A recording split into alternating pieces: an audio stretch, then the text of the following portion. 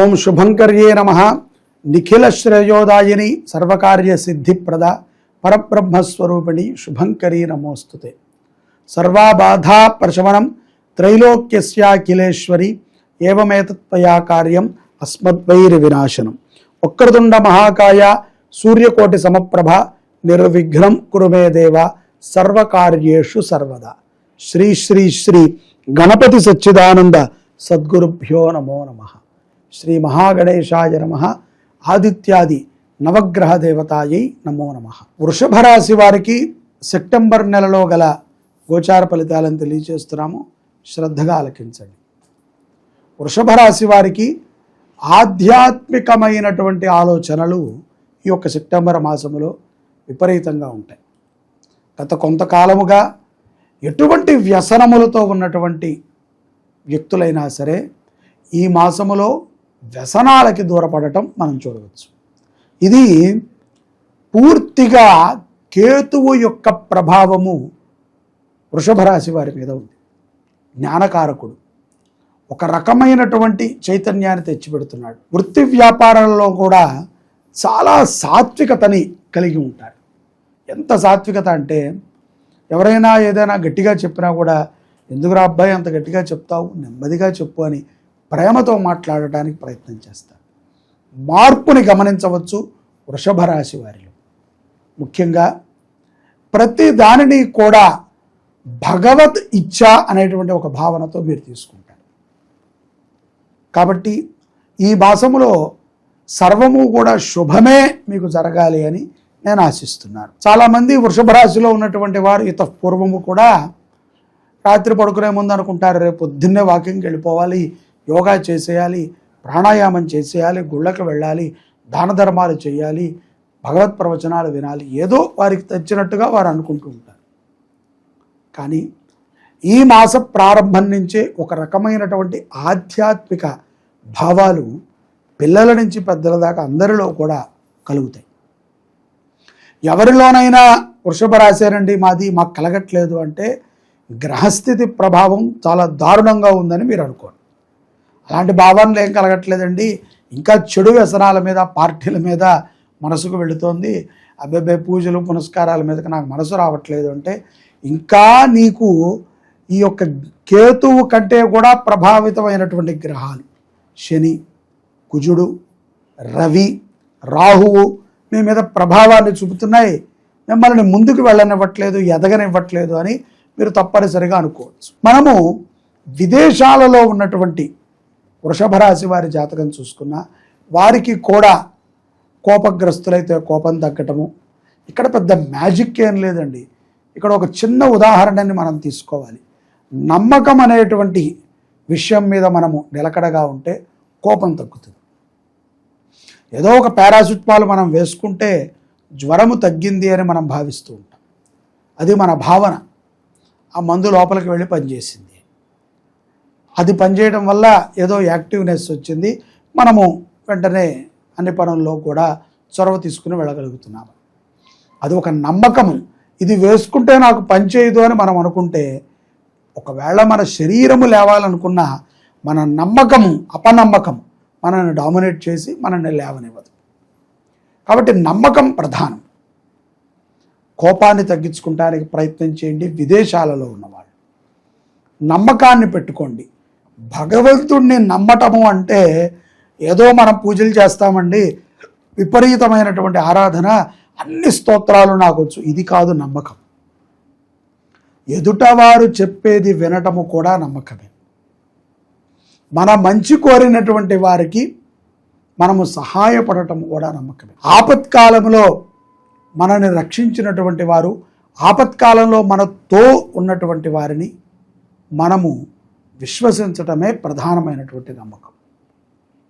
కాబట్టి అబద్ధాలు ఆడకుండా నిజాయితీగా ధర్మబద్ధముగా ఉండగలిగితే గనక నమ్మకం అనేటువంటి దాని యొక్క విలువ మనకు తెలుస్తుంది.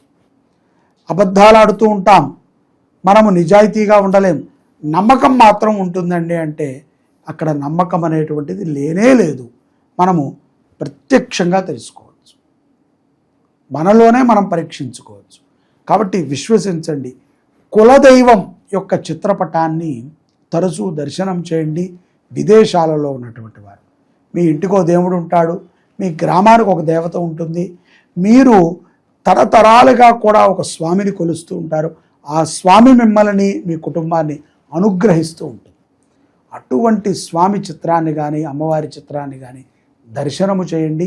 విదేశాలలో ఉన్నటువంటి వారు నమ్మకాన్ని పెట్టుకోండి, అలాగే నమ్మకముతో ఉండండి. అత్యుత్సాహాన్ని ప్రదర్శించి ఈ యొక్క వృషభ రాశి జాతకులు ఎవరికి కూడా మధ్యవర్తిత్వం ఉండకండి. ఏముందులైనా ఒక పూట గురించే కదా అని చెప్పి ఉండకండి. డాంబికమైనటువంటి మాటలను చెప్పకండి. అలాగే విద్యార్థులు కూడా మీ యొక్క విద్యాబుద్ధుల మీద మీరు శ్రద్ధను పెట్టండి. ఏదో బరువులు మోస్తున్నట్టు భావించకండి. మీరు చదువుకోకపోతే, సక్రమమైనటువంటి చదువు మీకు రాకపోతే రానున్న రోజులలో మీరు నిలదొక్కుకోవటం కష్టం. ప్రస్తుతం ఉన్నటువంటి కాంపిటీషన్లో మనం ఎంతో వేగంగా అందరితో మమేకమై వెళ్ళాలి. అలాగే కళాత్మకమైనటువంటి విద్యలు అంటే కొన్ని కళాత్మకమైనటువంటివి, క్రికెట్ కూడా కళే, వాలీబాల్ కూడా కళే, టెన్నిస్ కూడా కళే, భరతనాట్యం కూడా కళే. ఇవన్నీ కళాత్మకమైనటువంటి విద్యల మీద దృష్టిని పెట్టండి, విజయం సాధిస్తారు.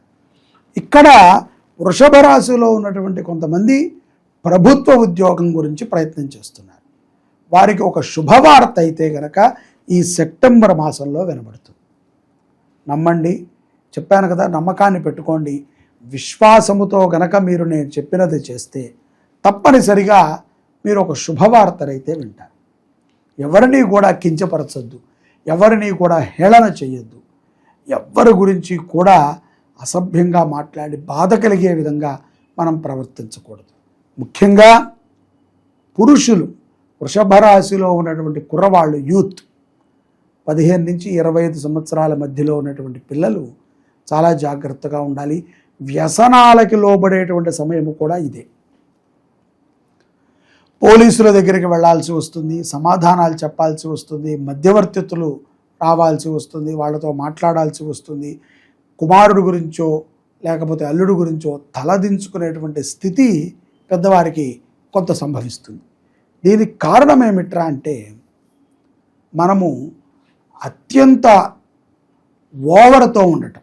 కొన్ని విషయాలు మన దగ్గర పనిచేస్తున్న వాళ్ళని హేళనగా మాట్లాడటం, తిట్టటము, ఎందుకు చేయరు అని చెప్పి రుబాబు చేయటము, కొంత కోపాన్ని మనం తగ్గించుకోగలగాలి వృషభ రాశి వారు. అందుకనే మీకు మొదల్లోనే చెప్పాను, మీకు ఈ యొక్క మాసములో, సెప్టెంబర్ మాసంలో ఆధ్యాత్మికమైనటువంటి చింతనలు కలగకపోతే ఈ సమస్యలన్నీ వస్తూ ఉంటాయి. అలాగే ఆరోగ్యం పట్ల పౌర్ణమి తర్వాత, ఇక్కడ ఈ యొక్క సెప్టెంబర్లో మనకి 7వ తారీఖు పౌర్ణమి వచ్చింది. పౌర్ణమి తర్వాత గ్రహణ ప్రభావము చేత కొంత వీక్గా ఉంటారు. మాకెందుకండి గ్రహణ ప్రభావం వీక్, మాకు రాలేదు కదా, మా నక్షత్రంలో లేదు కదా అని. కానీ గ్రహణ సమయంలో ఎవరమూ తినకూడదు.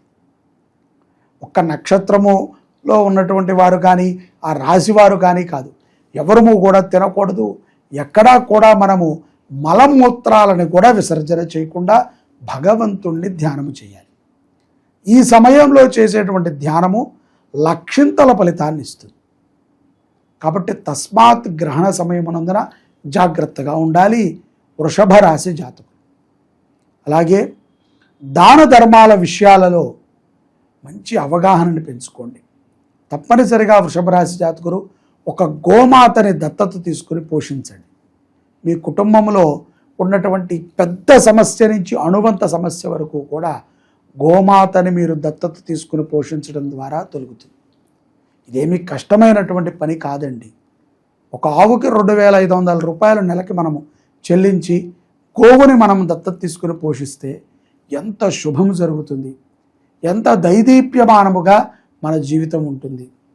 ఒక గో సంరక్షకుడిగా గుండె మీద మనం చేయి వేసుకుని హాయిగా నిద్రించవచ్చు.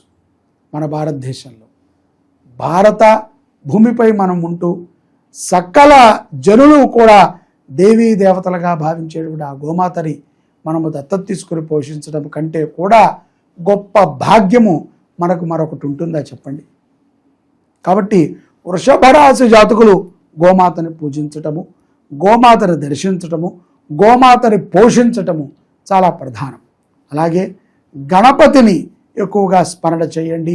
గణపతి దేవాలయంలో నవరాత్రులలో ఏదైనా ఒక మంచి హోమం కానీ కార్యక్రమం కానీ చేయించుకోండి.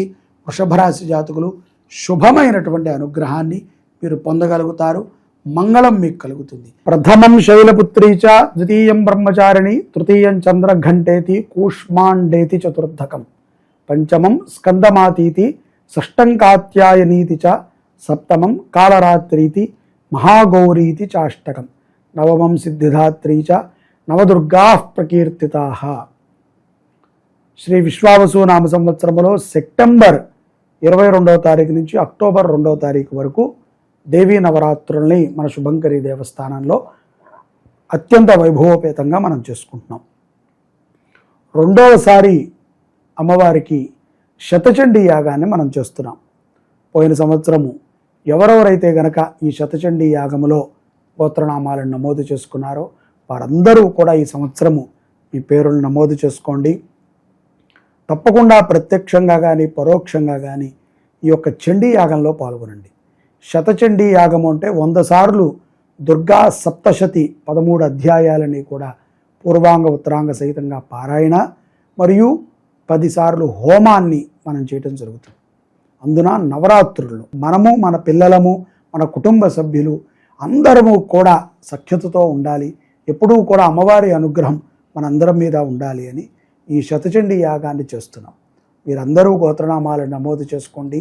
దేవీ నవరాత్రులలో దేవాలయంలో జరిగేటువంటి అలంకరణ సేవలకి కూడా ప్రతి ఒక్కరూ బాధ్యత తీసుకుని 9 రోజులు కూడా 10 రోజులు కూడా వారి వారి సేవలని అందిస్తున్నారు. అదేవిధంగా ఈ సంవత్సరము కూడా అందించండి.